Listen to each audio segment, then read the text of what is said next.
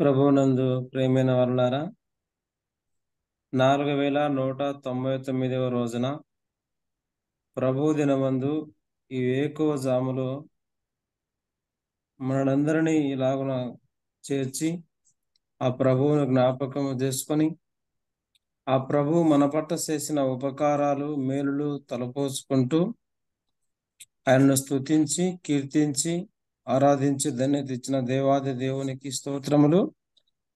చేరువచ్చిన పెద్దలకును నాతోటి సహోదర సహోదరులకు అందరికీ మన ప్రభువును రక్షకుడైన యేసుక్రీస్తు నామములో హృదయపూర్వక వందనాలు ప్రియులారా. మరి ఈ బాధ్యత నాకు ఇచ్చినటువంటి మరి బర్నబాస్ అన్నకు నా ప్రేమపూర్వక వందనాలు. మరి కూడికను స్తుతుల ద్వారా ప్రారంభించుకుందాం. ప్రారంభ స్తుతులు బర్నబాస్ అన్న స్తుతించి ప్రారంభిస్తాడు. కనికర సంపన్నుడా, దారుడు మా ప్రభువా, మీ నామానికి స్తోత్రాలు చెల్లిస్తున్నాం. సర్వోన్నతమైన స్థలంలో నివసించు గొప్ప దేవుడవు, పరలోకంలో దూతగణం ద్వారా నేను భూలోకంలో భక్త కోటి సమస్త సృష్టి మీ నామాన్ని నిరంతరం స్తుతించి పూజిస్తూ ఉండగా అంత గొప్ప నామాన్ని మేము కూడా కొనియాడే భాగ్యం మాకు అనుగ్రహించారు. మీకు స్తోత్రాలు చెల్లిస్తున్నాం. సర్వ సృష్టికి ఆది సంభూతుడైన మీరు మంటి పురుగులైన మానవుని ప్రేమించి భూలోకానికి శరీరధారిగా దిగి వచ్చారు. యుక్త కాలమున భక్తిహీనులైన మా కొరకు మీరు అప్పగించుకున్నారు. ఆయన తండ్రి చిత్తాన్ని నెరవేర్చుట కొరకై మా కొరకై మీరు నలగొట్టబడ్డారు. మా పాపాన్ని మా శాపాన్ని మీరు తీసుకొని మాకు ఇచ్చిన గొప్ప రక్షణపై స్తోత్రాలు చెల్లిస్తున్నాం. మీ ప్రేమను, మీ ప్రాణ త్యాగాన్ని, మా కొరకై మీరు తగ్గించుకున్న విధానాన్ని, మీ ఔన్నత్యాన్ని, మీ గొప్పతనాన్ని, మీ పరిశుద్ధతను కొనియాడి స్తుతించి పూజిస్తూ ఉండగా మా స్తుతులపై ఆశీర్వాద కమ్మని, మా ఆరాధన అంగీకరించమని, మీరు చేసిన మేలన్నిటికై నేను మా హృదయపూర్వకంగా మా ఆత్మ సంబంధమైన బలుడు మా ఆరాధన అర్పిస్తుండగా మీరు మహిమ పొందమని మా ప్రభు అయిన యేసుక్రీస్తు ఉన్నతమైన నామములో స్తోత్రములు చెల్లించి ఆరాధిస్తున్నాం మా పరలోకపు తండ్రి. ఆమేన్. స్తుతులు చెల్లించిన బర్నబాస్ అన్నకు ప్రేమ వందనాలు. వందనాలన్నా. మరి ఇప్పుడు మన కీర్తన ద్వారా దేవుని మహిమపరుద్దాం. మన మధ్యలో ఉన్నటువంటి గాయకులు రత్నపాల్ బ్రదరు కీర్తన ద్వారా దేవుని మహిమపరచవలసిందిగా ప్రభు నామమున ఆహ్వానించుచున్నాను. బ్రదర్, వందనాలు బ్రదర్. దేవునికి స్తోత్రములు. మన ప్రభువును రక్షకుడునైన ప్రభువైన యేసుక్రీస్తు ప్రభుల వారి పరిశుద్ధ నామంలో మార్నింగ్ కాన్ఫరెన్స్ పరిచర్యలో పాల్గొన్న ప్రతి ఒక్కరికి నా యొక్క హృదయపూర్వక వందనాలు తెలియజేస్తా ఉన్నాను. మన మధ్యలో ఉన్న క్రైస్తవ సునాది కీర్తనల పుస్తకంలో నుండి 745వ కీర్తన పాడుకుందాం. మరో పాటల పుస్తకంలో 784వ కీర్తన, నీ పాదరవలిగా ఉండిన చాలు, నీ పాద సేవలో బ్రతికిన మేలు అనే కీర్తన పాడుకున్నాం.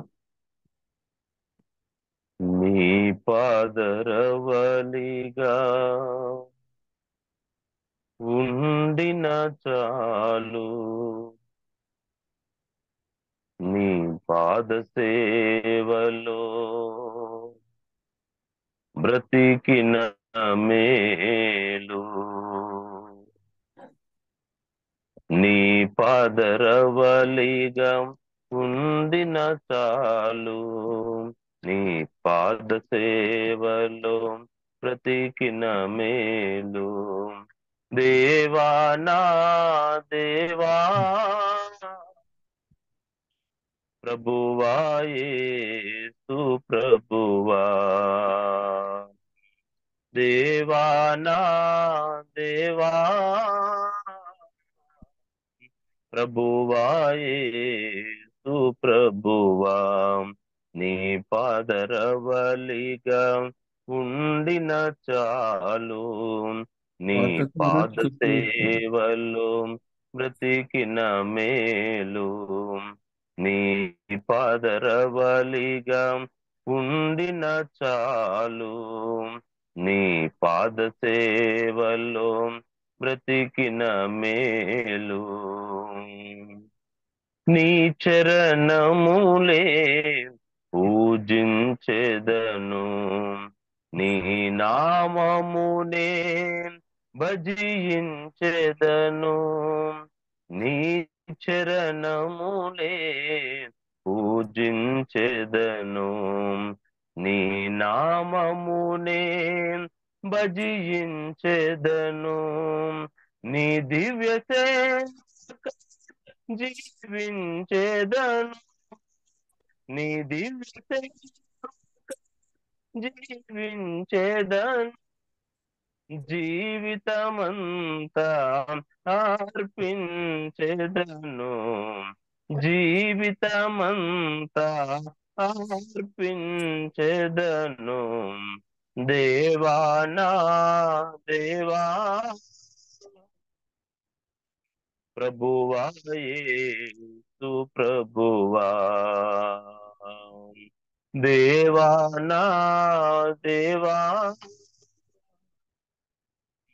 ప్రభువా యేసు ప్రభువా నీ పాదరవలిగా ఉండిన చాలు నీ పాద సేవలో బ్రతికిన మేలు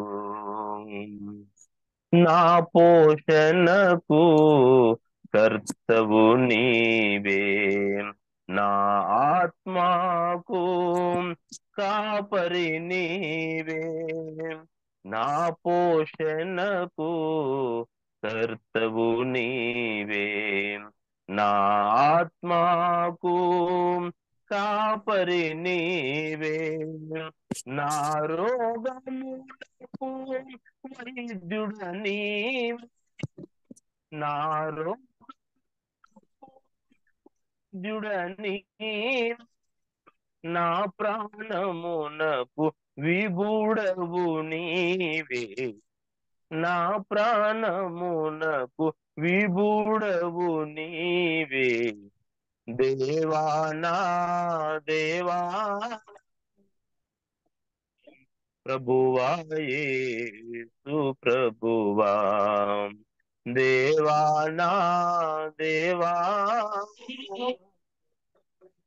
ప్రభువా యేసు ప్రభువా నీ పాదరవలిగా ఉండిన చాలు నీ పాద సేవలో బ్రతికిన మేలు నీ పాదరవలిగా ఉండిన చాలు నీ పాద సేవలో బ్రతికిన మేలు అన్నా వందనాలన్నా వందనాలన్నా. చక్కని పాట ద్వారా దేవుని మహిమపరిచిన బ్రదర్ రత్నపాల్ గారికి ప్రేమ వందనాలు. అన్నా వందనాలు. మరి మన ముందున్నటువంటి ఆరాధనా తలంపులు వాక్య సందేశం కొరకు గుంటూరు జిల్లా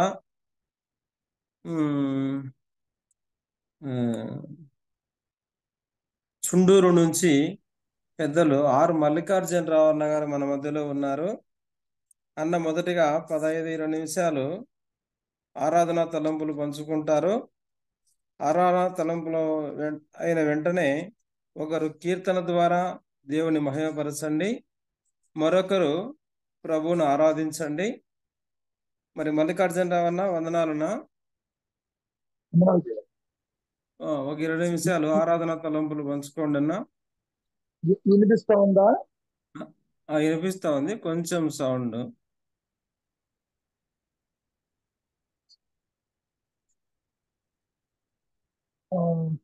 ఇప్పుడు వినిపిస్తుందా? ఆ, వినిపిస్తుంది. కొంచెం లో వాయిస్ వస్తుంది మరి. పర్లేదు వర్షం పడతా ఉంది ఆ, ఇక్కడ. సరే సరే కానివ్వండి నా ఇప్పుడు ప్రారంభించండి. ఇక్కడ బాగా వర్షం పడతా ఉంది. ప్రారంభించండి నా. మంచిది. దేవునికి స్తోత్రములు చెల్లిస్తా ఉన్నా. దైవ గ్రంథమైన బైబిల్ నుండి ఆరాధన సందర్భముగా నెహెమ్యా గ్రంథము 5వ అధ్యాయము 8వ వచనం నేనే చదువుతాను. నెహెమ్యా గ్రంథం 5వ అధ్యాయము 8వ వచనం. అన్యులకు అమ్మబడిన మా సహోదరులైన యూదులను మా శక్తి కొలది మేము విడిపించితిమి. మీరు మీ సహోదరులను అమ్ముదురా? వారు మనకు అమ్మబడవచ్చునా అని వారితో చెప్పగా వారు ఏమీ చెప్పలేక ఊరకుండిరి. నూతన నిబంధనలో మరొక వచనం చదువుకుందాం. రోమిలికి రాసిన పత్రిక 7వ అధ్యాయము 24వ వచనం కూడా చదువుతాను. రోమ పత్రిక 7వ అధ్యాయము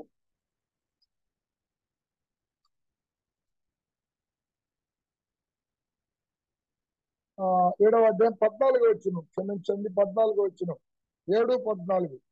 ధర్మశాస్త్రము ఆత్మ సంబంధమైనదని ఎరుగుదము. అయితే నేను పాపమునకు అమ్మబడి శరీర సంబంధమై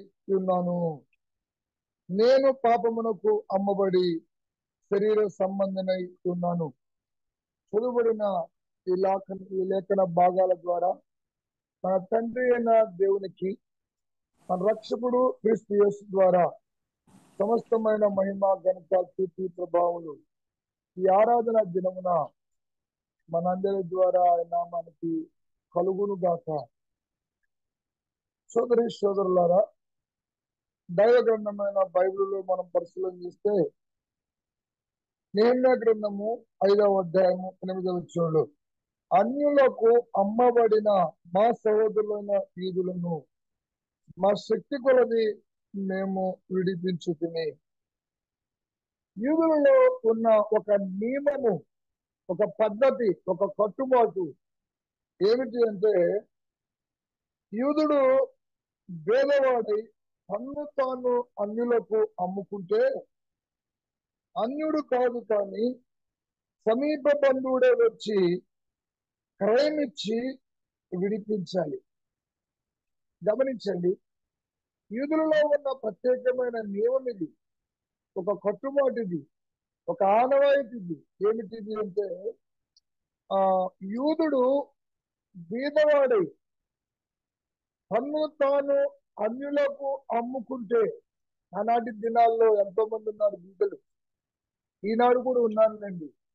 దయచేసి తన్ను తాను అమ్ముకుంటే అతన్ని ఎవరు విడిపించాలి అంటే, అన్యుడు అమ్ముకుంటే, అన్యుడు విడిపిస్తే మళ్ళా అన్యుడికి బానిసైపోవాలి ఇతడు. అందుకే లేఖనం ఏం చెప్పిందంటే, అతడు అన్యుడిగా విడిపించకూడదు, యూదులలో ఉన్న మరొక యూదుడే వచ్చి ఈ యొక్క అమ్మబడిన బీదవాడైన యూదుని అతడు విడిపించాలి. లేవియా కాండం 25వ అధ్యాయము 47వ వచనంలో మోషే ద్వారా దేవుడిచ్చినటువంటి ఒక ఆజ్ఞ ఇది, ధర్మశాస్త్ర నియమం ఇది. గమనించండి, అక్కడ లేవియా కాండం 25:47లో మనం పరిశీలన చేసినప్పుడు అన్యుడు కాదు కానీ అమ్మబడిన యూదుని విడిపించాలంటే ఒక సమీప బంధువు రావాలి, వచ్చి వాడు విడిపించాలి.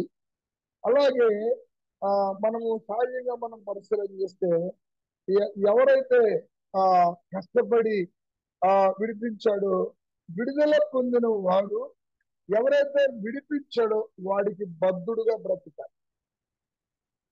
గమనించండి, ఈ అమ్మబడినటువంటి ఈ బీదవాడైన యూదుని విడిపించాలంటే యూదుడే రావాలి, మళ్ళా అన్యుడు రాకూడదు. ఒకవేళ అన్యుడు విడిపిస్తే మళ్ళీ వారికి ఎత్తి మళ్ళీ జీవితకాలం బానిస కావాలి. అలాగైతే ప్రియమైన సోదరులారా, మనకి చరిత్ర గమనిస్తున్నప్పుడు రూతు ఆమె మోయాబీరాలైనప్పటికీ నయోమి కుమారుని తెలుసుకున్నందువల్ల ఆమె ఇశ్రాయేలు జాతి వంశంలోకి వచ్చేసింది. దాని వివరణ మనం కొత్త నిబంధనలు మత్తయి సువార్తలో కూడా మనం గమనిస్తున్నాం. క్రీస్తు వంశావళిలో ఉన్న స్త్రీలలో ఒకటే ఈమె ధన్యురాలు. సరేనండి, ఇప్పుడు ఆ రూతుని విడిపించాలంటే, ఆ రూతు బంధింపబడింది. ఆ రూతుని విడిపింపబడాలంటే ఆమె వైధవ్యము నుండి ఆమెను విడిపించాలంటే ఎవరు రావాలి? సమీప బంధువే రావాలి. గమనించండి, సమీప బంధువు రావాలి. అయితే ఎవరైనా విడిపించాలి అంటే కొంత నష్టం జరిగింది. విడిపించాలి అంటే నష్టం జరిగింది. అందుకే బోయజు పాదాల మీద పడినప్పుడు రూతు బోయజు అంటాడు, అమ్మా నాకన్నా నీకు సమీప బంధువు ఒకడు ఉన్నాడు, అతడు విడిపించాలి నిన్ను, అతడు విడిపిస్తాడేమో అడుగుదాము. అతను ఒకవేళ విడిపించకపోతే నేను కూడా యూదుడే కాబట్టి, నేను కూడా ఇశ్రాయేలుని కాబట్టి నేను నిన్ను తప్పక విడిపిస్తా. నాకన్నా ముందు ఒకడు ఉన్నాడు సమీప బంధువు, అతను అడుగుదాము అంటాడు. రూతు గ్రంథం 4వ అధ్యాయము 5వ వచనం మనం గమనించినప్పుడు, బోయజు నీవు నయోమి చేతి నుండి ఆ పొలమును సంపాదించే దినమున చనిపోయిన వాని పేరిట అతని స్వాస్థ్యమును స్థిరపరచున్నట్లు చనిపోయిన వాని భార్య అయిన రూతు అను మోయాబీరాలి యొద్ద నుండి దాని సంపాదింపులను చెప్పగా ఆ బంధువుడు, గమనించండి రూతు గ్రంథం 4:6, ఆ బంధువుడు నేను దానిని విడిపించుకొనలేను, నా స్వాస్థ్యమును పోగొట్టుకుందునేమో, నేను దాన్ని విడిపింపలేను కనుక నీవే నాకు ప్రతిగా బంధువుని ధర్మము జరిగించమని చెప్పాను. గమనించండి, ఇప్పుడు రూతును విడిపించాలంటే ఒక సమీప బంధువు ఉన్నాడు, నువ్వు విడిపించయ్యా అని చెప్పాడు. వెంటనే ఆ వ్యక్తి చెప్పిన సమాధానం గమనించారు కదండి, నేను దానిని విడిపించలేను. నేను విడిపించాలంటే నా స్వాస్థ్యాన్ని నేను పోగొట్టుకుంటా, నేను పోగొట్టుకోలేను, నేను విడిపించలేను. గమనించండి, ఉదయకాలం లేఖనం ద్వారా చాలా స్పష్టంగా వినబడుతున్న చాలా అద్భుతమైనటువంటి మాట ఇది. నేను విడిపించలేను, విడిపించగలడు అని బోయజు చెప్పాడు. మరి ఎందుకని విడిపించలేను అన్నాడు? నా స్వాస్థ్యమును పోగొట్టుకుందనేమో, నా స్వాస్థ్యమును పోగొట్టుకుందనేమో. అలాగైతే రూతును విడిపించాలంటే తన స్వాస్థ్యమును పోగొట్టుకోవాలి. గమనించండి, రూతును విడిపించాలంటే తన స్వాస్థ్యమును పోగొట్టుకోవాలి. పోగొట్టుకోవడానికి ఇష్టపడని ఆ వ్యక్తి నా వల్ల కాదు, నేను విడిపించలేను అన్న. యూదులలో నెహెమ్యా గ్రంథంలో చెప్పిన మాట ప్రకారంగా బీదవాడైనటువంటి యూదుడు అమ్మబడినప్పుడు, ఒక బానిసగా వెళ్ళినప్పుడు ఆ వ్యక్తిని విడిపించాలంటే యూదుడు రావాలి. ఆ వ్యక్తిని చిరస్థాయిగా వ్యక్తిని విడిపించే అధికారం ఆ వ్యక్తికి ఉంది. తన స్వాస్థ్యం ఇచ్చి విడిపించుకోవచ్చు. కాబట్టి అన్యుడు తప్ప యూదుడే వచ్చి విడిపించాలి. యూదు గ్రంథంలో మనం గమనిస్తే నేను విడిపించలేను అన్నారు. గమనించండి, కారణం ఏంటంటే నేను నా స్వాస్థ్యమును పోగొట్టుకుంటున్నాను. రోమాపత్రిక 7వ అధ్యాయం 14వ వచనంలో మనం పరిశీలన చేస్తే పౌలు భక్తుడు చెప్పిన గొప్ప మాట అది. నేను పాపమునకు అమ్మబడ్డా.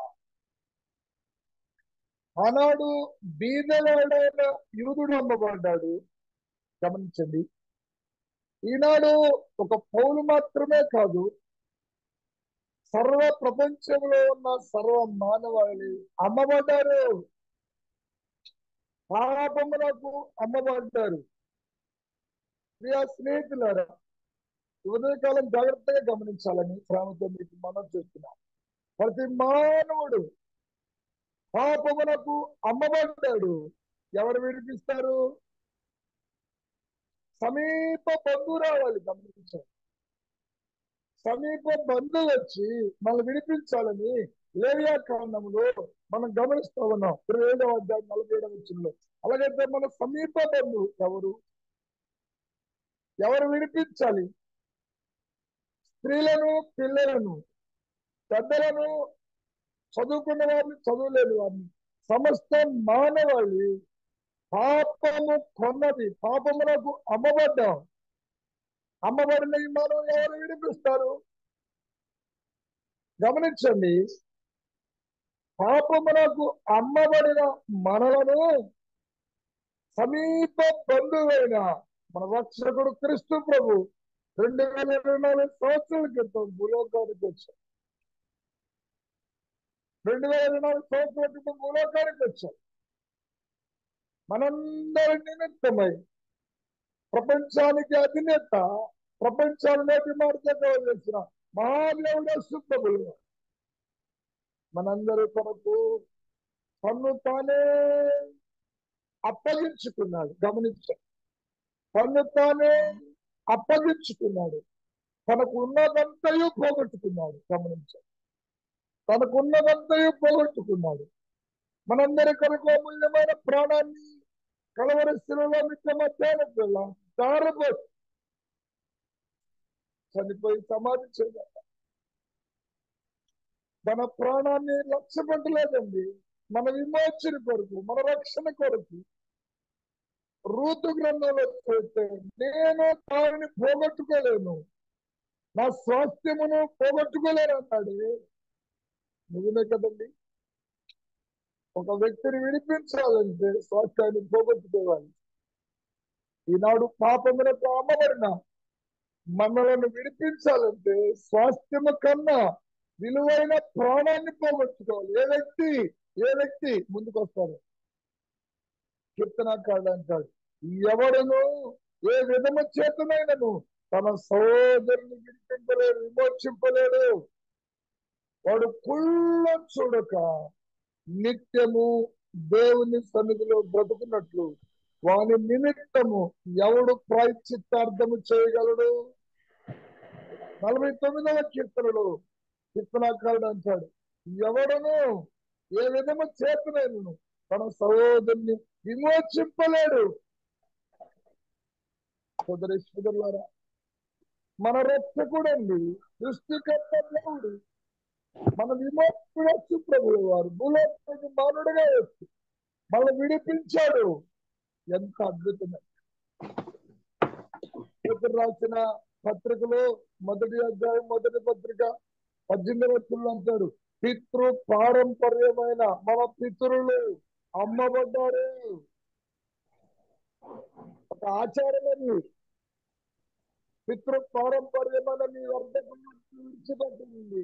మన పితరులు ఎలా విడిపించారు, ఎలా విమోచించారు అంటే వెండి బంగారముల వంటి క్షయవస్తువులు చేత వారి విమోచన జరిగింది.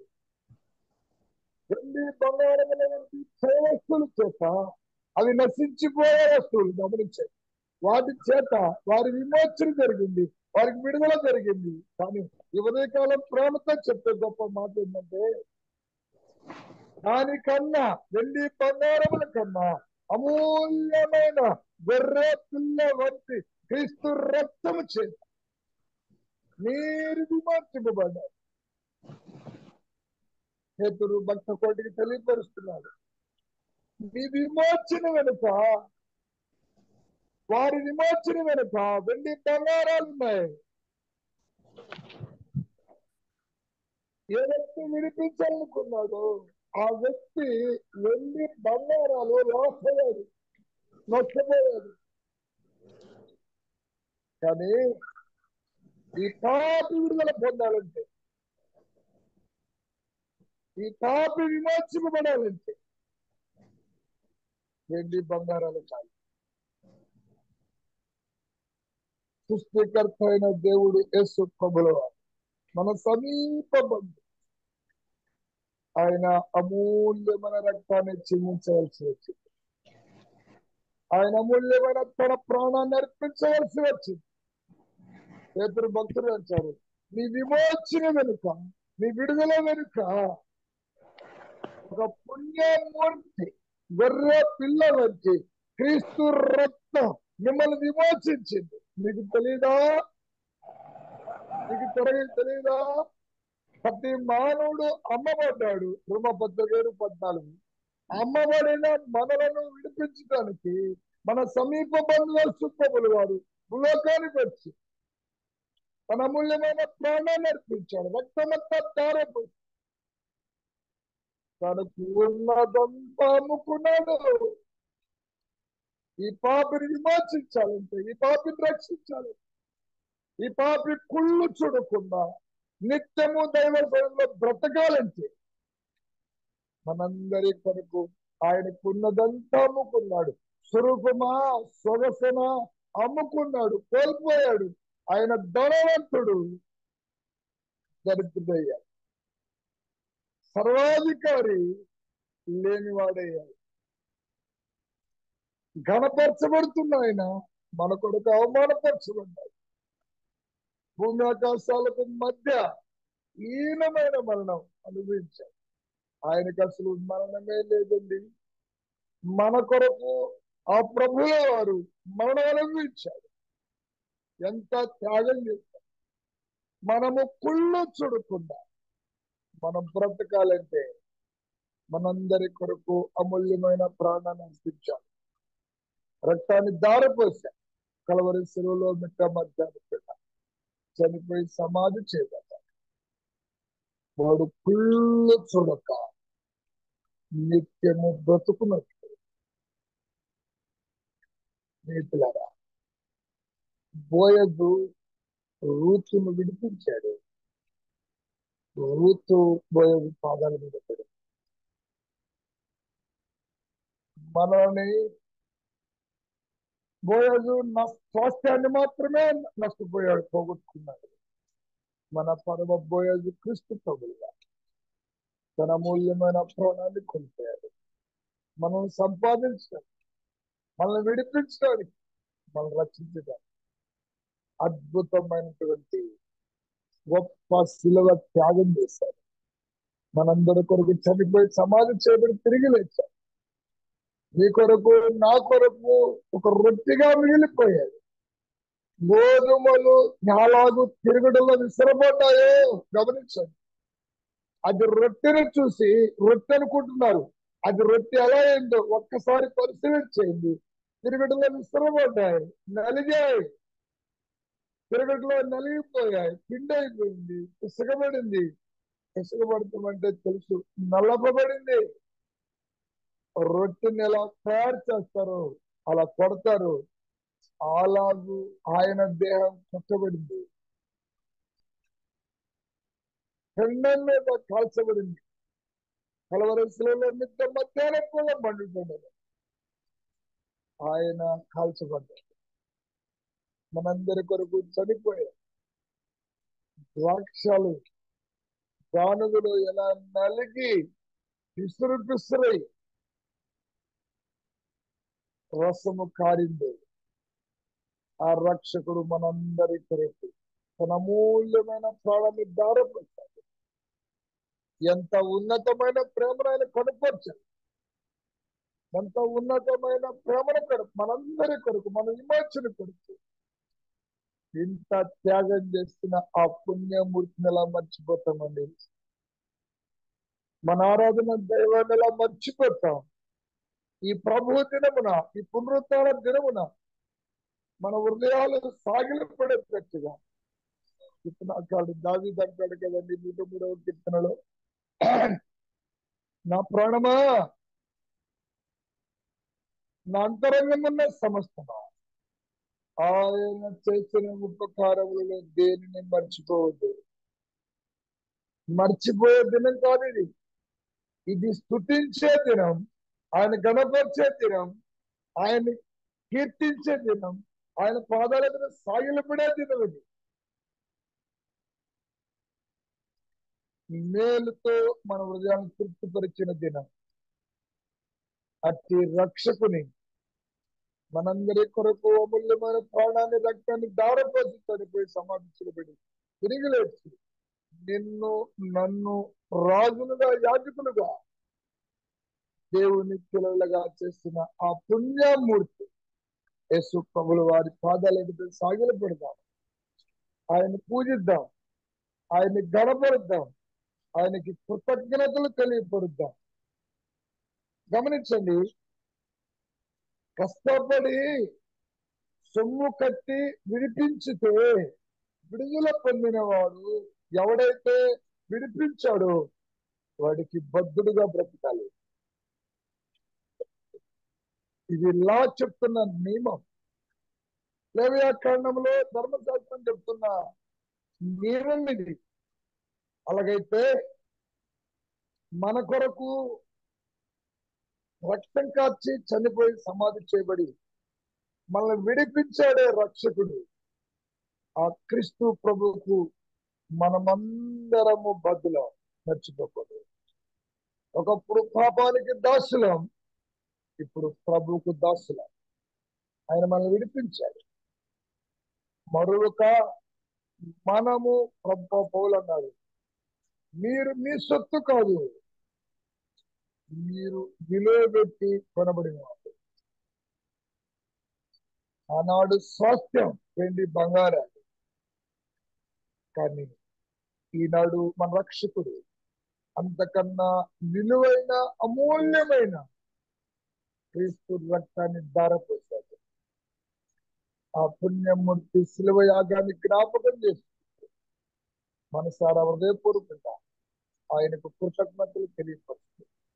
ఆయన్ని ఆరాధించి గణపరిచి తండ్రి అయిన దేవునికి మహిమార్థముగా కృతజ్ఞతలు చెల్లించి ఆయన మహిమపరచుతుంది కాక. ఆమేన్.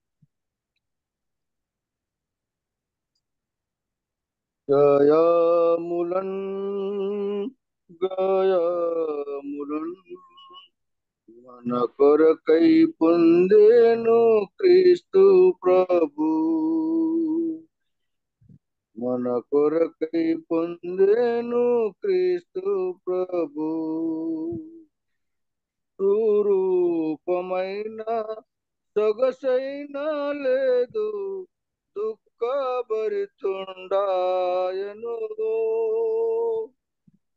రూపమైన సొగసైన లేదు, దుఃఖభరితుండాయను. వ్యాధిగ్రస్తుడుగా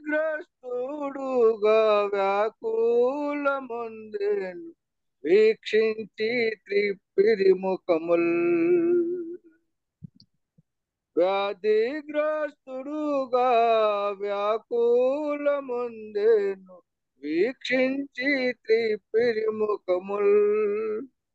గాయములన్ గాయములన్ మన కొరకై పొందేను క్రీస్తు ప్రభు. మన రోగములను మన దుఃఖములను మనకై తానే భరించే.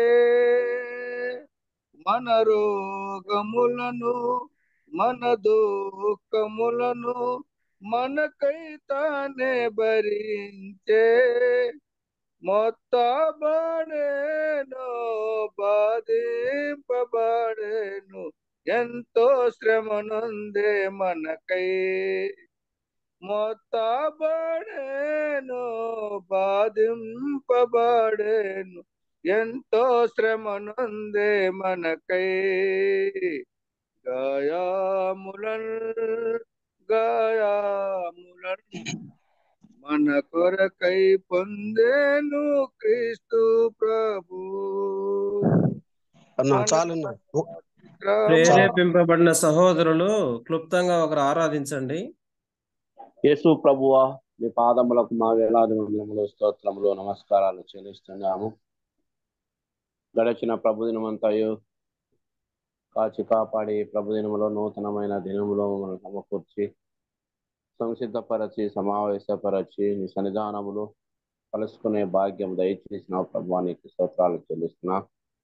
ఈ రాత్రి మంచి విశ్రాంతిని మంచి నిద్రను కలగజేసి ప్రభువా, నేను సుఖమైన నిద్ర చురుకైనటువంటి మెలకువ మీ నామంలో ప్రసాదించి సజీవులుగా కాచి కాపాడితే ప్రభా నాయన నీకు స్తోత్రములు చెల్లిస్తున్నాము.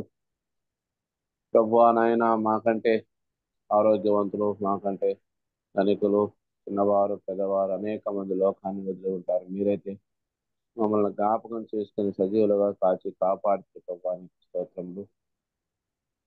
సజీవులే కదా అని స్తుతించెదరు. ఈ దినమున ప్రభా నాయన సజీవులమైన స్థితించడానికి కృపను అనుగ్రహించిన దేవానికి స్తోత్రములు చెల్లిస్తున్నాం తండ్రి. ఎందరికో లేని భాగ్యం తండ్రి, ఎన్నిక లేని మాకు మీరు మాకు అనుగ్రహించిన దేవానికి స్తోత్రములు. ప్రభువా నైనా శత్రు భావంతో, విరోధ భావంతో, వ్యతిరేక భావంతో, దురస్థలముగా, నేరస్థలముగా, దండనకే తగి ఉండి శిక్షకు పాత్రలమైనటువంటి మమ్మల్ని చేరదీసిన ప్రభువా నీకు స్తోత్రములు చెల్లిస్తున్నాం తండ్రి. మేమైతే మిమ్మల్ని వెతకలేదు కానీ ప్రభా నాయన మీరే మమ్మల్ని వెతికి ప్రభా దేవా తండ్రి మారుమూల ప్రాంతంలో ఉన్నటువంటి మమ్మలను ప్రభా నాయన వెతికినావు దేవానికి స్తోత్రములు. మమ్మలను నీ చంకన పెట్టుకుని ప్రభా నాయన దేవా తండ్రి నిత్య రక్షణలోకి నడిపించినావు దేవానికి స్తోత్రములు. పాపముల చేతను, అపరాధముల చేతను చిన్నటువంటి మమ్మలను ప్రభు పవిత్రపరచడానికి, పరిశుద్ధపరచడానికి తండ్రి యేసు రక్తము ప్రతి పాపము నుండి కడిగి పవిత్రులుగా చేయనున్నట్టుగా ప్రభా నాయన ఈ పరిశుద్ధ రక్తము ద్వారా మా పాపములను కడిగి పవిత్రులుగా, పరిశుద్ధులుగా చేసిన దేవానికి స్తోత్రములు. ఈ లోకంలో ఎవరు భరించలేనటువంటి బాధను, ఎవరు అనుభవించలేనటువంటి అవమానమును, అపహాస్యమును ప్రభా నాయన మా నిమిత్తమై అనుభవించిన దేవానికి స్తోత్రములు. ప్రభువా నాయన శిలువలో చనిపోయి సమాధి చేయబడి సమాధిలో 3 రోజులను చావును సమాధిని జయించి తిరిగి లేచిన మృత్యుం చేయడానికి స్తోత్రములు. కేవలం నీ యందు శ్వాసం ఉంచగా, నీ యందు నమ్మిక ఉంచిన జీవంతో కూడిన నిరీక్షణ ప్రభువా నాయన మాకు అనుగ్రహించిన దేవానికి స్తోత్రములు. రక్షించిన నాటి నుంచి హమందు పరమందు లెక్కలేనటువంటి మేలులు దయచేస్తున్న దేవానికి స్తోత్రములు. మా శరీరానికి, మా జీవనానికి కావలసిన భక్తి కావలసిన మీరు దారుణంగా దయచేస్తూ మమ్మల్ని పోషిస్తూ, ఆదరిస్తూ, సంరక్షిస్తూ, కాపాడుతూ నడిపిస్తున్న దేవానికి స్తోత్రాలు చెల్లిస్తూ నామ తండ్రి. పరలోకమంటకైతే మా యొక్క పేరుని యొక్క జీవ గ్రంథం రాసుకుని పరలోకం మా కొరకు స్థలం, శ్రీనివాసం ఏర్పాటు చేసిన విధానం బట్టి స్తోత్రములు. ప్రభువానైనా మా పట్ల ఎన్నెన్నో మేలులు చేస్తున్నారు. నువ్వు చేసిన మేలులు బట్టి చూస్తే మా జీవిత కాలం అంతా స్తుతించినారు నష్టమే, మా బ్రతుకు కాలం అంతా కీర్తించినారు నష్టమే. వేలాది పొట్టేలను, ఏడాది కోళ్ళు ఇచ్చిన, మా గర్భఫలమైన మా జ్యేష్ఠ కుమారుని ఇచ్చిన మేము నష్టమే తండ్రి. నువ్వు చేసిన మేలును సాటి ఏమిచ్చి మీరు రుణం తీర్చుకోగలమయ్యా. ఏమీ లేని వారముగా విరిగిన హృదయంతో మా స్తుతులు, ఆరాధనలు మా ప్రభు, మా విమోచకుడైన యేసుక్రీస్తు నామమున స్తుతించి ఆరాధించి గణపరుస్తున్నాము తండ్రి. ఆమేన్. ఆమేన్. ఆరాధన అంతటిలో చక్కగా మహిమపరచబడిన దేవాది దేవునికి స్తోత్రములు. మరి మన ముందు మల్లికార్జునరావు అన్న గారు ఉన్నారు, వాక్యం అందిస్తారు, విని మేలు పొందుదాం. అన్న వందనాలన్న. మల్లికార్జునరావు అన్న 6:15 వరకు సమయం ఉందిన్న, వాక్యం అందించండి. రైట్. మంచిది. దేవునికి స్తోత్రములు చెల్లిస్తున్నాం. ముఖ్యంగా ఇన్ని దినాలుగా 4199వ దినం కాబోలు ఈరోజు దేవుడు నడిపించి తన దాసుడు బర్నబాసు గారిని బలపరిచి మీ అందరి ప్రోత్సాహంతో పరిశుద్ధాత్మ చిత్తానుసారంగా ఈ మహిమగల పరిచర్య ప్రారంభం నుండి నేటికి కొనసాగిస్తున్న దేవదేవునికి మనందరి తరఫున కృతజ్ఞతలు తెలియపరుస్తున్నాం. అలాగే ఈనాటి అధ్యక్షులు వారు శివారెడ్డి అన్న గారికి, కాన్ఫరెన్స్ లో ఉన్నటువంటి దేవుని పిల్లలందరికీ, పెద్దలు, సోదరులకు విశేషంగా ఈ యొక్క మహిమగల పరిచర్యలో ఆహ్వానించి దేవుని దయగల మాటలు పంచుకోవడానికి అవకాశం కల్పించిన ప్రియ సోదరులు, దేవుని సేవకులు బర్నబాస్ అన్న గారికి మన రక్షకుడు యేసుక్రీస్తు అమూల్యమైన నామమున హృదయపూర్వకమైన కృతజ్ఞత వందనాలు ప్రభు నామమున తెలియపరుస్తున్నా. Thank you. అలా మంచిది, చాలా వందనాలు. మరి ఈ కొద్ది నిమిషాలు మన మధ్య ఉన్నది. 5:40 అయిపోయింది. మరి కొద్ది నిమిషాలు దేవుని వాక్యం మనం ధ్యానం చేద్దాం. యాకోబు రాసిన పత్రిక 5వ అధ్యాయము 17వ వచనం నేనే చదువుతాను. దయచేసి బైబిల్ ఉన్న వారందరూ కూడా లేఖనాన్ని పరిశీలించి చూడాలని ప్రభు పక్షాన ప్రేమతో మీకు మనవి చేస్తున్నాను. యాకోబు రాసిన పత్రిక కొత్త నిబంధన 5వ అధ్యాయము 17వ వచనం చదువుతున్నాను. ఏలియా మన వంటి స్వభావము గల మనుషుడే. వర్షింపకుండాన్నట్లు అతడు ఆసక్తితో ప్రార్థన చేయగా 3.5 సంవత్సరముల వరకు భూమి మీద వర్షింపలేదు. అతడు మరలా ప్రార్థన చేయగా ఆకాశం వర్షమిచ్చును, భూమి తన ఫలమునిచ్చెను. చదువుబడిన ఈ లేఖన భాగాల ద్వారా దేవుడు మన ఆత్మను దర్శించి వాక్య దర్శనము చేత ఈ ప్రభు దినమున మనలను తృప్తిపరిచి ఆయన అమూల్యమైన నామానికే మహిమ తెచ్చుకొనును గాక. ఆమేన్.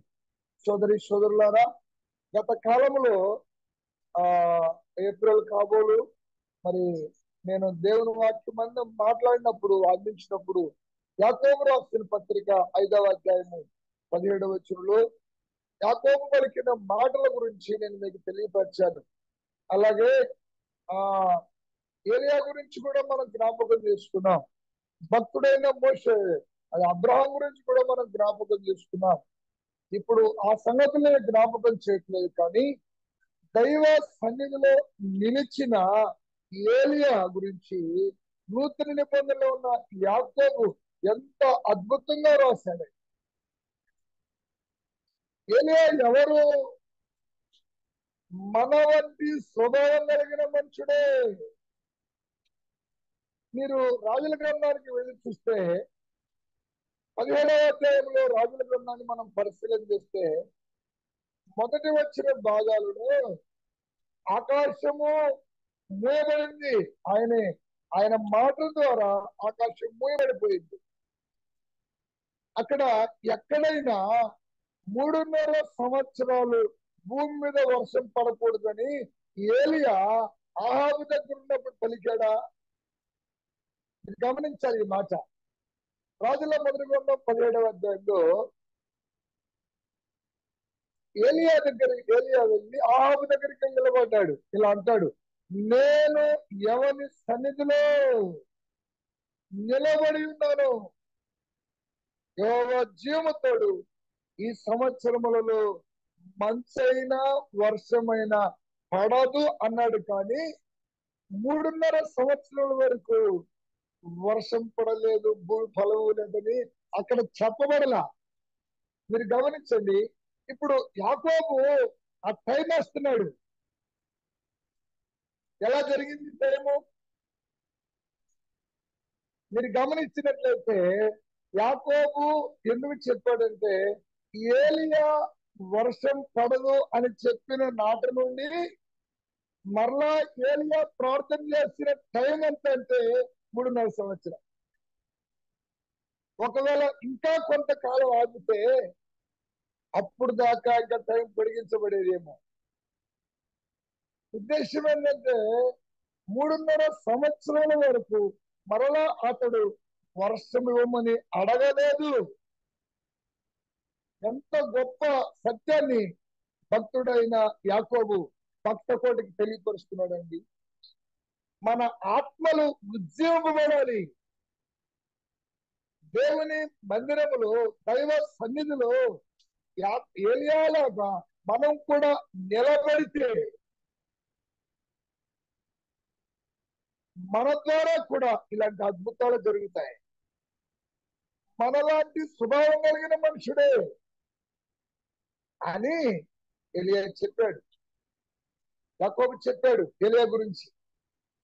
గమనించండి, దేవుని వాక్యంలో అక్కడ ఉన్నది ఏంటంటే, ఆసక్తితో అతడు మరలా ప్రార్థన చేయగా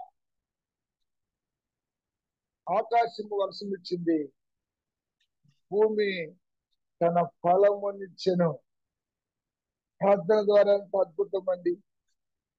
దైవ సన్నిధిలో ఉన్న శక్తిని గురించి, అబ్రహాము పొందిన ఆ గొప్ప ఆశీర్వాదం గురించి మనం జ్ఞాపకం చేసుకున్నాం. ఉదయకాలం మరికొంత భాగం జ్ఞాపకం చేయాలని నేను ఆశపడుతున్నాను. దయచేసి దైవ సన్నిధి నిలువ విశ్వాసులమైన మనకు తెలియాలి. దేవుని సన్నిధిలో నువ్వు గడిపినందువలన భూలోకములో ఎక్కడ పొందని ఆనందం, ఆదరణ, ఆత్మీయత, భౌతికమైన దీవెనలు, ఆత్మ సంబంధమైన దీవెనలు కూడా దైవ సన్నిధిలోనే మనం అనుభవిస్తాం. అందుకే ఒక దినము దేవుని మందిరములో గడుపుట 1000 దినముల కంటే శ్రేష్టమని భక్తుడు చెప్పారు. ఒక దినము కాదు పిల్లరా, ప్రతి క్షణము ఆయనతో మనం గడిపితే ఎంత ఆశీర్వాదమో, ఎంత ఆత్మీయతో గమనిస్తే ఇక్కడ చూడండి, ఎన్ని కష్టాలు ఉన్నా, ఎన్ని ఇబ్బందులు ఉన్నా, పెను తుఫానులు మన జీవితానికి వచ్చిన వాటిని జయించే శక్తి మనకు లేదు. ఎప్పుడైతే దేవుని సన్నిధికి వెళతామో, దేవుని సన్నిధిలో మనము తల వంచుతామో, ఆ సన్నిధిలో మనం చేసే ప్రార్థన ప్రభు తప్పక ఆలకిస్తాడు. ఆనాడు చాలా సమాజం అంతా పాడైపోయింది. గమనించండి, దేవుని ప్రత్యక్షత ఆగిపోయిన దినాలవి. మందసము పట్టబడింది. దేవుని ప్రజల మధ్య ఉండవలసిన మందసం ఫిలిష్తీన్ల దేశానికి వెళ్ళిపోయింది. దేవుని గన్నపరచవలసిన ఓప్రి పీనహాసులు, ఏలి కుమారులు, యాజకులు భ్రష్టులైనందువల్ల దేవుని మహిమ వెళ్ళిపోయింది, ప్రభావం వెళ్ళిపోయింది. ప్రతి వాడు దైవ భయం లేకుండా తన ఇష్టానుసారంగా జీవిస్తూ ఉన్న దినాలలో, ఇశ్రాయేలు దేశంలోని నెమ్మది లేని దినాలలో గమనించండి, ఒక స్త్రీ ప్రతి వాడితో తన ఇష్టానుసారంగా ప్రవర్తిస్తున్నారు. ఎక్కడ? ఇంటి వద్ద కాదు, దేవుని మందిరములోనే, షిలోలోనే. మీరు గమనించండి, షిలోలో దౌర్జన్యం ఉంది, షిలోలో బలాత్కారం ఉంది. లోకములో ఉన్న పాపం దేవుని మందిరంలో జరుగుతా ఉంది. ఆ స్థితిగతులను చూసిన ఒక తల్లి గమనించండి, ఒక స్త్రీ భారముతో దేవుని మందిరానికి వచ్చింది. దైవ సన్నిధిలో కన్నీరు కార్చింది. వినండి, ఉదయకాలం కన్నీరు కార్చింది, తల వంచింది. తన ఆత్మను దేవుని మందిరములో కుమ్మరించుకున్నదని మాట రాయబడుతుంది. కుమ్మరించుకుంది. నిజానికి ఏలి ఉన్నాడు. ఏలి చూస్తా ఉన్నాడు ఆమెని. ఆమె పెదాలు కదులుతూ ఉన్నాయి, మాట వినబడతలేదు ఏలికి. ఏలి ఏమన్నాడంటే ఆమె మత్తురాలైపోయింది. అంటే ఆనాటి స్త్రీలందరూ కూడా మత్తు మందు తాగుతున్నారు. గమనిస్తున్నారా? మత్తురాలైపోతున్నారు. పురుషులే కాదు, స్త్రీలు కూడా పాడైపోయారు. గమనించండి, స్త్రీలు కూడా మత్తు తాగుతున్నారు. అందుకే అన్నాడు, ఎంత సేపమ్మా నువ్వు మత్తురాలు ఉంటావు. గమనించండి, ఆ స్త్రీ ఆ మాట వినగానంది, నా ఏలినవాడా, నన్ను పనికి మాలగానిగా ఎంచవద్దయ్యా. ఎంత రమ్యమైన మాట. సమాజం అంతా పనికిమాల స్థితిలో ఉన్నారు. నేను పనికిమాలగానిగా ఎంచొద్దు. నేను మత్తురాలుగా లేనయ్యా. నేను ఒక భక్తురాలుగా వచ్చి నా ఆత్మను యెహోవా సన్నిధిలో కుమ్మరించుకున్నాను. ఏలినవాడ, నన్ను పనికిమాలదానిగా ఎంచవద్దు. 16వ వచనం గమనించండి. సమూయేలు మొదటి గ్రంథం 1వ అధ్యాయం 16వ వచనం, నీ సేవకురాలనైనా నన్ను పనికిమాలిన దానిగా ఎంచవద్దు. అత్యంతమైన కోప కారణమును బట్టి బహుగా నిట్టూర్పులు విడుచుచు నాలో నేను దీని చెప్పుకొనుచుంటిని అనేను. అంతటి ఏది, నువ్వు క్షేమముగా వెళ్ళము, సరే దేవునితో నీవు చేసుకొనిన మనవని ఆయన దయచేయును గాక అని ఆమెతో చెప్పగా, ఆమె అతనితో, నీ సేవకురాలైన నేను నీ దృష్టికి కృప నొందుదును గాక అనేను. గమనించండి, ఏలి పలికిన మాట, ఎంతసేపు నువ్వు మత్తురాలుగా ఉంటావు, నిజంగా ఈరోజు దేవుని మందిరంలో ఒక సేవకుడు కావచ్చు, పెద్ద కావచ్చు, ఎవరినైనా ఇలా మాట్లాడితే వాళ్ళు మందిరానికి రారు, మానేస్తారు, కోపంతో ఉంటారు. గమనించండి, వాళ్ళు పలుకుతున్న మాట చూడండి, నీ సేవకురాలను. ఎంత తగ్గింపండి. దేవుని సన్నిధిలో ప్రార్థన చేస్తున్న మన జీవితాల్లో తగ్గింపుందా? పరిచర్య చేస్తున్న మన జీవితాల్లో తగ్గింపుందా? వాక్యం అందిస్తున్న మన జీవితాల్లో తగ్గింపుందా? ఆ స్త్రీ, ప్రార్థన చేస్తున్న స్త్రీ, లోకం గురించి నేను చెప్పట్లా, ప్రార్థన చేస్తున్న మనము ఎలా ఉండాలి? ఆ స్త్రీ అంది, నా ఏలినవాడా, నేను నీ సేవకురాలను, నన్ను పనికి మళ్ళీ దానిగా ఎంచొద్దు, నన్ను పనికి మళ్ళీ దానిగా ఎంచొద్దు. నా ఆత్మను యెహోవా సన్నిధిలో కుమ్మరించుకున్నా. అక్కడ ఉంది, అత్యంతమైన కోపోకారణాన్ని బట్టి బహుగా నిట్టూర్పులు విడుచు. ఎవరి మీద కోపం ఆమెకి? దేవుని మీద కోపం కాదండి. పెనిన్నా వేధించింది, పెనిన్నా మీద కాదు కోపం. సమాజం పాడైపోయింది, దేవుని మహిమ రాలేదు, దేవునికి అవమానం జరుగుతా ఉంది, శీలలో దేవుడే లేరు కదా, ఎందుకు ఇలా జరిగింది? వేదనండి. మందిరం గురించిన వేదన, పరిచయం గురించిన వేదన, ఆత్మల గురించిన వేదన. దేవుని సావుకులు, దేవుని పిల్లలు మనం తప్పకుండా కలిగి ఉండాలి. ఎవరేమైపోతే నాకు ఎందుకులే, నేను నెమ్మదిగా ఉందంటే చాలు అని ఏ విశ్వాసి అనుకోకూడదు. ఆనాటి దినాల్లో అందరూ అనుకున్నారు, కానీ ఈ స్త్రీ మాత్రం అలా అనుకోలే.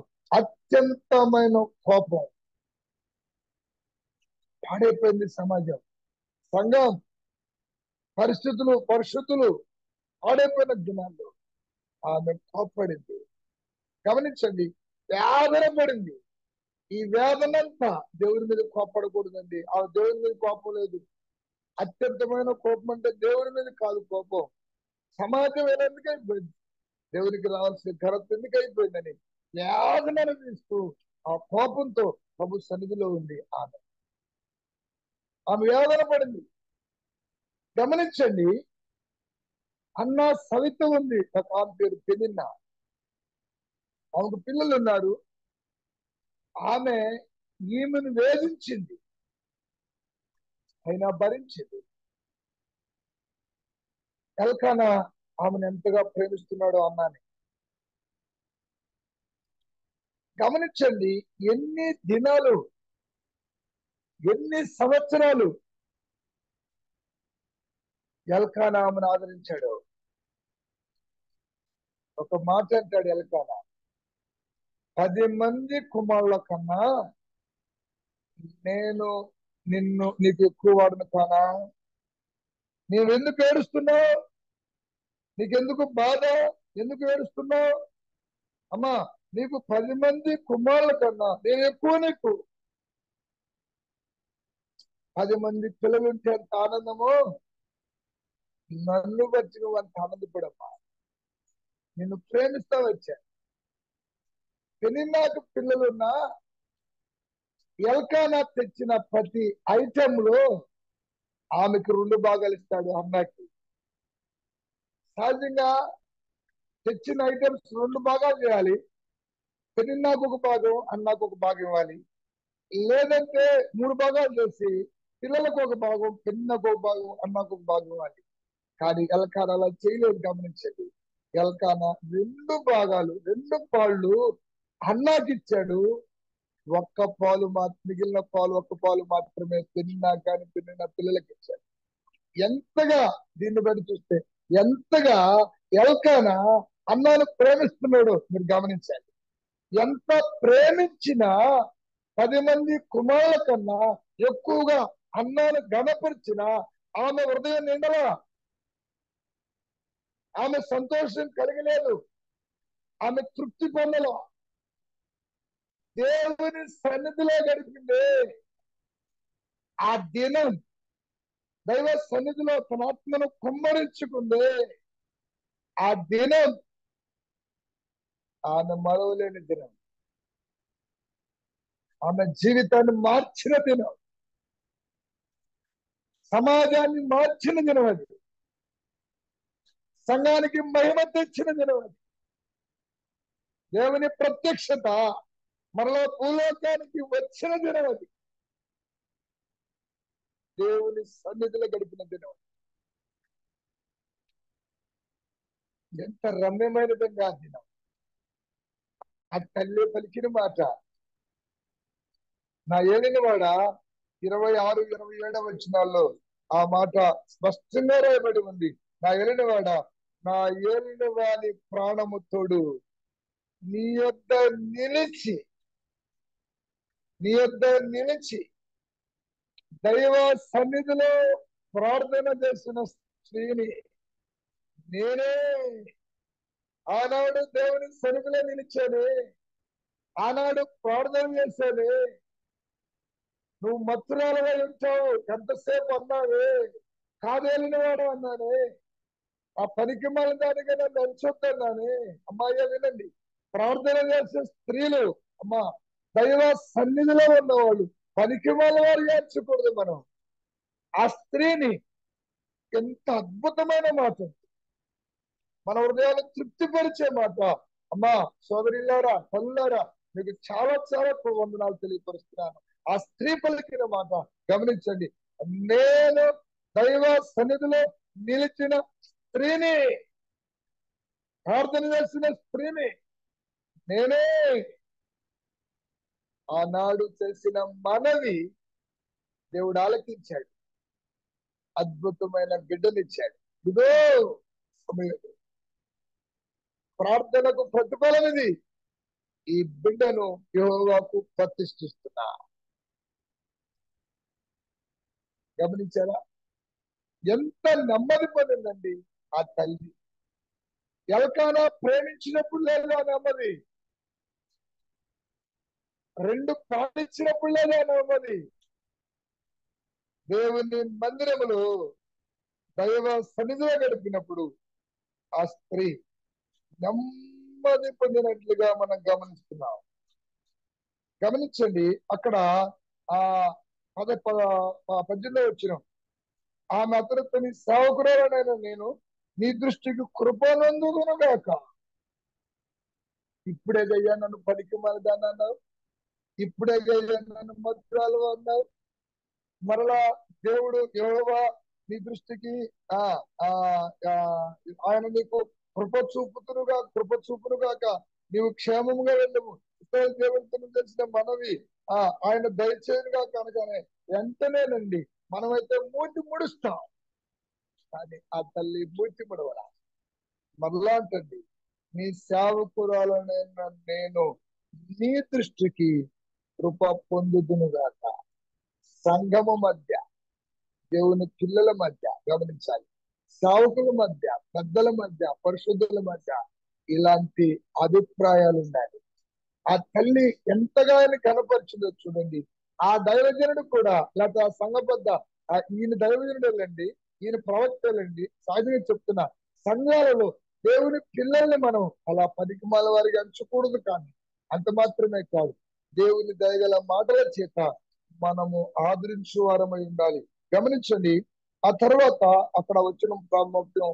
తర్వాత ఆ స్త్రీ 18 వచ్చిన దయ పొందుదురు గాక, కృప పొందుదురు గాక అని చెప్పి, తర్వాత ఆ స్త్రీ తన దారిని వెళ్ళిపోయి భోజనము చేయొచ్చు నాట నుండి దుఃఖముఖిగా ఉండుట మానేను. ఆ మాట ఎంత రమ్యమైన మాట. ఏనాడు దైవ సన్నిధిలో నిలిచి ప్రార్థన చేసింది, ఆ నాటి నుండి ఆమెకేం పోయిందంట? దుఃఖం పోయింది. నిలిచావా దేవుని సన్నిధిలో?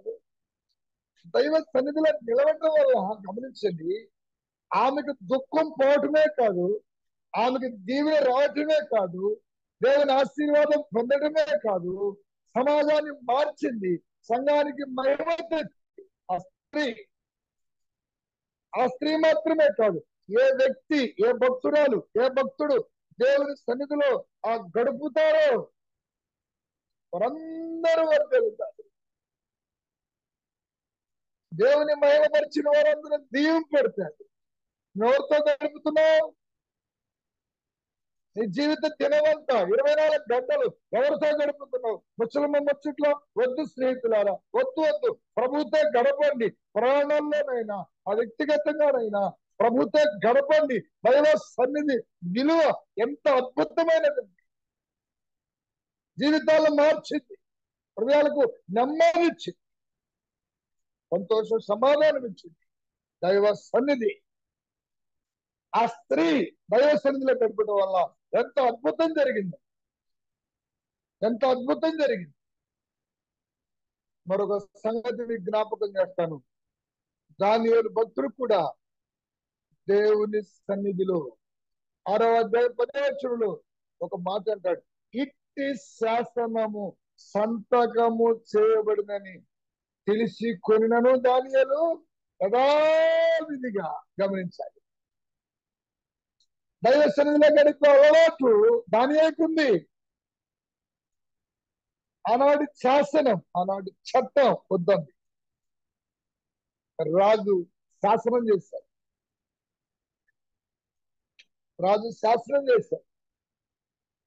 అమలుపరచబడింది. ఆ పత్రికను దానియేలు కూడా చదువుకున్నాడు. తెలియ కాదు. గమనించండి, ఎదురు సింహాల బోనుంది ఆయనకి. దైవ సన్నిధిలో గడిపితే సింహాల బోనులోకి వెళ్ళాలి. సింహపు ఎరవాలి, సింహాలు పాలైపోవాలి. సింహాలకు ఎరైతే ఏం చేస్తాయో దానియేలుకి తెలుసు. అయినా దానియేలు దైవ సన్నిధిలో గడుపుట వలన దానియేలు ఎంత మేలు పొందాడు, ఎంత గొప్పవాడేవాడండి. గమనించండి, ప్రాణం పోయినా పర్వాలా, సింహాలకు నేను ఎరైనా పర్వాలా, నా దేవుని సన్నిధి నేను విడువను. భక్తి అదండి దైవ సన్నిధి విలువ అంటే. చిన్నది కూడా వదిలేస్తాం, చిన్నది కూడా ప్రభు సన్నిధి విడిచిపెడతాం. నీ జీవితంలో ఒక్కసారి ఉదయకాలం ప్రభు జనమున ప్రభు సన్నిధిలో ఉండి నిలిచిన నీవు ఒక్కసారి ఆత్మ పరిశీలన చేసుకో. ఎన్ని దినాలు, ఎన్ని వార కూడికలు, ఎన్ని సమాజ కూడికలు, ఎన్ని విగ్రహాపన కూడికలు, ఎన్ని ఆరాధన కూడికలు వెనుకంజ వేయలేదు మీరు? ప్రభు కృప చేత ప్రభు నమ్ముకుని నేను 33 సంవత్సరాలు. ఒక్క ఆదివారం అయినా మిస్ అయిపోతానేమో అని భయపడుతూ వచ్చాను. నేటికి ఒక్క ఆదివారం కూడా ఆయన్ని ఆరాధించకుండా ఉండని జీవితం పరిశుద్ధాత్మ నాకు అనుగ్రహించినందుకు నేను ధైర్యంగా ఆ మాటలు నేను చెప్పగలుగుతాను. ప్రభువులు ఎంత ఆనందించారు. ఆయన సన్నిధి విలువ నాకు అర్థమయ్యి అది అమూల్యంగా ఎంచుతాను. ఆ దినం, ఈ దినం ప్రత్యేకంగా, ఈ దినమే కాదండి, ప్రతి దినం మా స్థానిక సంఘాన్ని మీరు ఎప్పుడైనా వచ్చి అడగండి, పరిశుద్ధులు ఎప్పుడైనా వచ్చి అడగండి, మాతో ఉన్నవాళ్ళని అడగండి. ఏ కూడికని కూడా, దేహం బలహీనమైనా సరే, ఏ కూడిక, విజ్ఞాపన కూడికల నుండి ఏ కూడికని కూడా నేను పరిచర్యకు వెళ్లకుండా ఇంటి వద్ద ఉంటే ఏనాడు నేను మిస్ కాలేదు. ప్రభు ఎదురు చెప్తున్నాను. స్నేహితులారా, దైవ సన్నిధి విలువ అంటే గొప్పదో. దానియేలు చూడండి, ఆ భక్తులు చదివినప్పుడే మన జీవితాలకు మార్పు వచ్చింది. గమనించండి, మనం ఇంకా ఉద్యోగం పడ్డాం. దానియేలు దేవునితో గడపడం వల్ల ఎంతగా వర్తిల్లాడు. ఒక వచనం జ్ఞాపకం చేస్తాను, గమనించండి. దానియేలు గ్రంథానికి రండి, 2వ అధ్యాయము. త్వరగా చూడండి. దానియేలు గ్రంథం 2వ అధ్యాయము.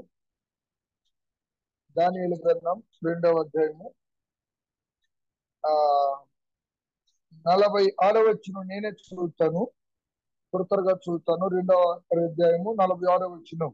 దానియేలు 2:46. అంతటా రాజుకు నెబుకద్నెజరు దానియేలునకు సాష్టాంగ నమస్కారం చేసి అతని పూజించి నైవేద్య ధూపములకు సమర్పించ ఆజ్ఞాపించెను. గమనించండి, ఆనాటి బబులోను చక్రవర్తి, ఈ బబులోను దేశ అధికారి, ఈ ఘనత నాదే అనుకున్న మహావ్యక్తి, ఎవరికి లొంగడు, ఎవరిని లెక్క చేయని ఆనాటి ఘనుడు, ఆనాటి ప్రపంచ రాజు ఎవరు? బబులోను చక్రవర్తి నెబుకద్నెజరు. గమనించండి, ఒక పరాయి దేశానికి చెందిన ఒక బానిస ముందు, ఎవరితడు? పరాయి దేశస్తుడు, స్వదేశీ కాదు ఇతడు, విదేశీయుడు, ఒక బానిస. అలాగా అని చెప్పి ఇతడు వృత్తుడు కూడా కాదండి, ఒక బాలుడు, నువ్వు మీసాలు కలిగిన యవ్వనస్తుడు. ఈ చిన్న బాలుడు దాసిగా వచ్చాడు, పరవాసిగా వచ్చాడు, పరదేశిగా వచ్చాడు, బానిసగా వచ్చాడు. గమనించండి, ఈ చిన్న బాలుడు యవ్వనస్తుడు ముందు ఆనాటి ప్రపంచ ఘనత చెందినటువంటి నెబుకద్నెజరు రాజు సాగిలపడ్డాడు. ఎంత అద్భుతం అండి! నెబుకద్నెజరు రాజును సాగిల దానియేలు ఎదుట, ఈ బానిస ఎదుట, గమనించండి, ఈ బానిసగా వచ్చిన ఈ దానియేలు ఎదుట సాగిల ఆ రాజు సాగిల పడింపజేసిందండి. ఈ హృదయకాలం మీ హృదయాలు తాకాలని మరలా మరలా చెప్తున్నాను. నేనంత ఆనందపడ్డాను ఈ వచనం చదివి, నా గుండె నిండింది, ఆనందం అనిపించా. ఆనందం మీకు కూడా తెలియపరచాలని ఈ మాట చెప్తా ఉన్నా. దానియేలుని ఆనాటి ప్రపంచాలు వెళ్ళిన ఆనాటి బబులోను చక్రవర్తి నెబుకద్నెజరుని ఈ బాలుడైనటువంటి దానియేలు ముందు సాగిలపడేటట్టు చేసింది ఏంటో తెలుసా? దైవ సన్నిధి కాదా? దైవ సన్నిధి. దానియేలు దేవుని సన్నిధి అండి. దానియేలు ఘనపరచడమే కాదు, ఆ సంస్థానాలు అన్నిటి మీద ముగ్గురు ప్రధానులు ఉన్న ప్రధానంలో ప్రధానుడు దానియేలు అయినప్పటికీ రాజు కన్నా గొప్పోడు కాదు కదండి. రాజు సహితం వచ్చి ఇప్పుడు దానియేలు పాదాల మీద పడ్డాడంటే ఇదంతా ఎక్కడిది? ఇంత భాగ్యం ఎక్కడిదంటే దైవ సన్నిధి. దానియేలు దైవ సన్నిధిని ప్రేమించాడు. నువ్వు ప్రేమిస్తున్నావా దైవ సన్నిధిని? ఎలా ఉన్నావు సోదరి చూద్దాం. దైవ సన్నిధిలో మనం ఎప్పుడైతే ప్రేమించాం, యెరూషలేమా నిన్ను ప్రేమించువారు వర్ధిల్లుతారు. దేవుని వాక్యం చెప్తారు, యెరూషలేమా నిన్ను ప్రేమించువారు వర్ధిల్లుతారు. మరొక మాట జ్ఞాపకం చేసి నేను ముగిస్తాను, దయచేసి త్వరగా చూడండి. రాజుల మొదటి గ్రంథం, రాజుల మొదటి గ్రంథం 8వ అధ్యాయము 28, 29, 30 వచనాలు చదివి ఈనాటి ధ్యానాన్ని ముగింపుకు తీసుకుని వద్దాం. రాజుల మొదటి గ్రంథం 8వ అధ్యాయము 28, 29, 30 వచనాలు నేనే చదువుతాను, గమనించండి. అయినను యెహోవా నా దేవా, నీ దాసుడునైన నా ప్రార్థనను విన్నపమును అంగీకరించి ఈ దినమున నీ దాసుడునైన నేను చేయు ప్రార్థనను పెట్టు మొర్రను ఆలకించుము. నీ దాసుడునైన నేను చేయు ప్రార్థనను దయతో అంగీకరించినట్లు నా నామము అక్కడ ఉండునని ఏ స్థలమును గురించి నీవు సెలవిచ్చితివో ఆ స్థలమైన ఈ మందిరము తట్టు నీ నేత్రములు రేయంబగలు తెరవబడి యుండునుగాక. మరియు నీ దాసుడైన నేనును నీ జనులైన ఇశ్రాయేలును ఈ స్థలము తట్టు తిరిగి ప్రార్థన చేయనప్పుడల్లా నీ నివాస స్థానమైన ఆకాశమును విని మా విన్నపము అంగీకరించుము, వినున్నప్పుడల్లా మమ్మను క్షమించుము. ఎంత రమ్యంగా ఉన్నది, ఎంత ఆనందం అండి మనకి, ఎంత ఉద్యోగం అండి మనకి. దేవుని మందిరం, ఆనాడు దేవుని మందిరం తిమోతితో మాట్లాడాడు, అనగా జీవము గల దేవుని సంఘం. ఆనాడు మందిరం, ఈనాడు సంఘం. సంఘం అంటే మన ప్రభు అండి. ఆ స్థలములో చేసే ప్రతి ప్రార్థన అండి, ప్రతి విన్నపం. మహాజ్ఞాని సొలొమోను మంచి దేవాలయాన్ని కట్టాడు, దాన్ని సువర్ణ దేవాలయం అంటారు. ప్రపంచంలోనే గొప్పది. ఆ గొప్ప మందిరాన్ని కట్టి సొలొమోను సాగిలపడి ఈ ప్రార్థన చేస్తున్నాడు, అయ్యా ఈ స్థలములో, దేవుని మందిరములో, దేవుని సన్నిధిలో చేసే ప్రతి ప్రార్థన నువ్వు ఆలకిస్తావు. పరలోకమందున్న నీ నివాస స్థానాన్ని తాకింది. నీ జనులు చేసే ప్రార్థన, నేను చేసే ప్రార్థన నీ గుండెను తాకునుగాక, పరలోకమందున నీ స్థానాన్ని తాకునుగాక అని ఆ గొప్ప భక్తుడు ఈ సంగతి తెలియపరిచాడు. ప్రియా స్నేహితులారా, దేవుని బిడ్డలారా, ఆ స్థలం ఎంతో భయంకరం. యాకోబు ఈ స్థలం ఎంతో భయంకరం, ఇది దేవుని మందిరమే కానీ వేరొకటి కాదు. గమనించండి. అలాగైతే ఈ వచ్చిన భాగంలో మనం గమనించినప్పుడు స్థలం అంతా, ఆ స్థలము అది దేవుని మందిరం. ఆ స్థలంలో చేసే ప్రార్థన ఆయన ఆలకిస్తాడు. ఆనాడు దేవుని మందిరం అండి, ఈనాడు జీవము గల దేవుని సంఘం. మందిరములు తిమ్మటి, మందిరములు అనగా జీవము గల దేవుని సంఘములు జనులు ఎలా ప్రవర్తిస్తున్నారు అది నీకు తెలియాలి. సంఘం అంటే ప్రభుని, సంఘమును క్రీస్తు ప్రేమించెను, అటువలే క్రీస్తు సంఘమును ప్రేమించెను. దాని కొరకు తన్ను తానే అమ్ముకున్నాడు, తన్ను తానే సమర్పించుకున్నాడు, తన ప్రాణాన్ని తారపోయా. అతి సంఘాన్ని మనం ప్రేమిస్తున్నాం, అతి పరిచర్ని ప్రేమిస్తున్నాం. టైం లేదు, దాటిపోతున్నా. ఫిలిప్పీ పత్రిక, అందుచేత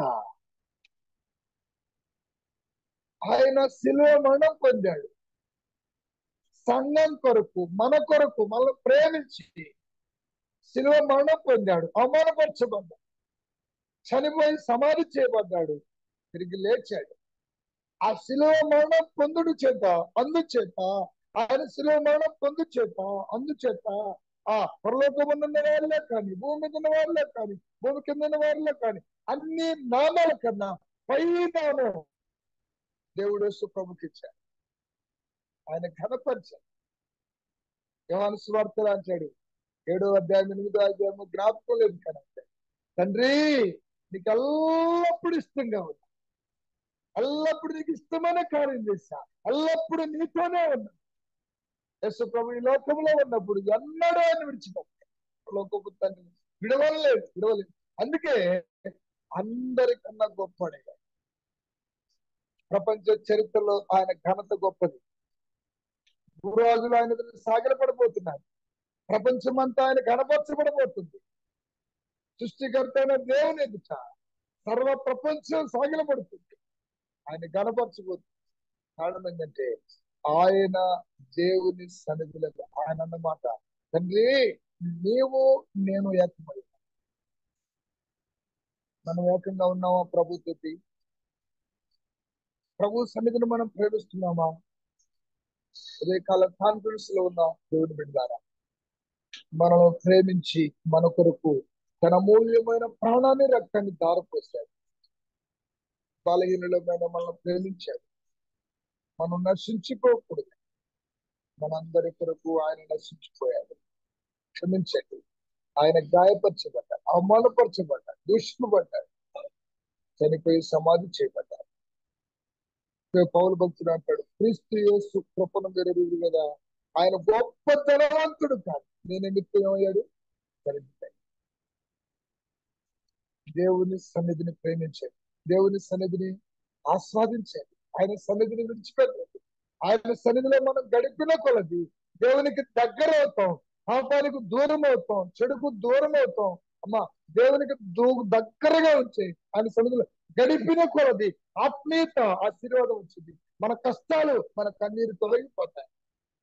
ఆనందంతో మనం దేవుని ఆరాధిస్తాం. అంత మాత్రమే కాదు, దేవునికి ఇష్టంగా బ్రతుకుతాం, దైవాశీర్వాదాలు మనం పొందుతాం.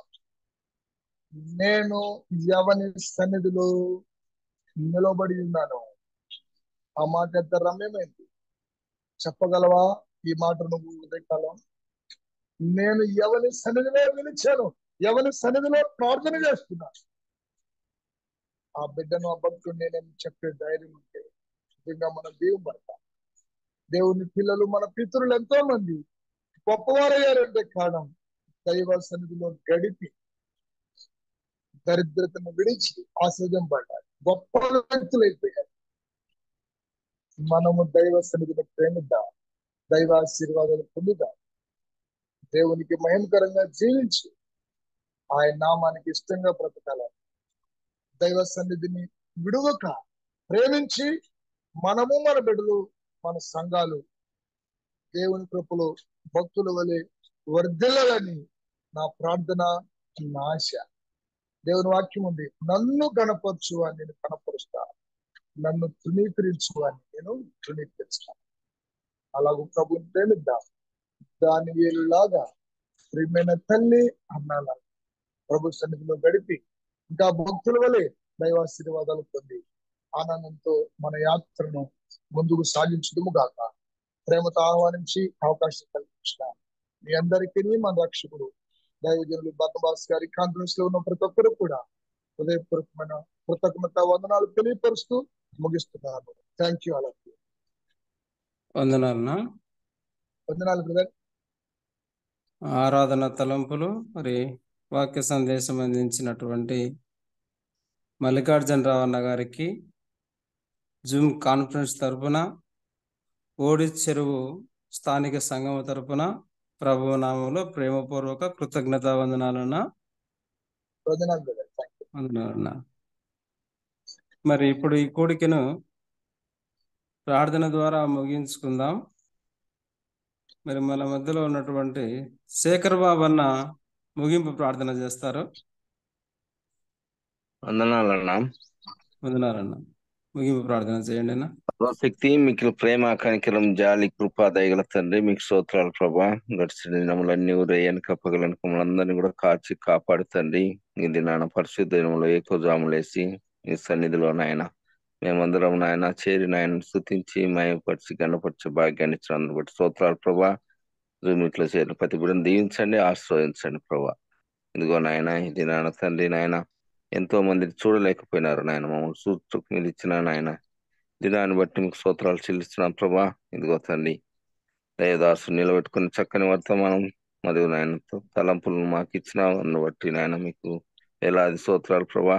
ఇదిగో నాయన దినాన్ని తండ్రి మేము కూడా తండ్రి మీ సన్నిధిలో చేరి నాయన ఇదిగో నాయన మేము స్తుతించి మయపరిచే భాగ్యాన్ని మాకు దయచేసినారు తండ్రి. అదేవిధంగా తండ్రి మా ఆరాధనలో కూడా తండ్రి మా మందిరాలకు పిలుచున్న మీరే మాతో ఉండి నడిపించమని యేసుక్రీస్తు శ్రేష్టమైన నామములో అడిగి ప్రార్థించి వేడుకుంటున్నాము తండ్రి. ఆమేన్. ఆమేన్. మంచిదినా. వందనాలు. ప్రార్థించి ప్రారంభ స్తుతులు చెల్లించిన బర్నబాస్ అన్నకు, పాట పాడినటువంటి రత్నపాల్ బ్రదర్కు, అలాగే పాట ద్వారా ఆరాధించిన ఇజ్రాయేల్ అన్నకు, క్లుప్తంగా ఆరాధించినటువంటి చంద్రన్నకు, చివరిగా ప్రార్థించినటువంటి శేఖర్ బాబు అన్నకు, ఆరాధన తలంపులు వాక్య సందేశం అందించిన మల్లికార్జునరావు అన్న గారికి అందరికీ ప్రభువు నామములో ప్రేమపూర్వక వందనాలన్నా. నాకు ఈ అవకాశం ఇచ్చినటువంటి బర్నబాస్ అన్నకు వందనాలు. ఈ సమయాన్ని బర్నబాస్ అన్నకు అప్పగిస్తున్నాను. ఈయన ప్రకటన చేసి అన్న ముగిస్తారు.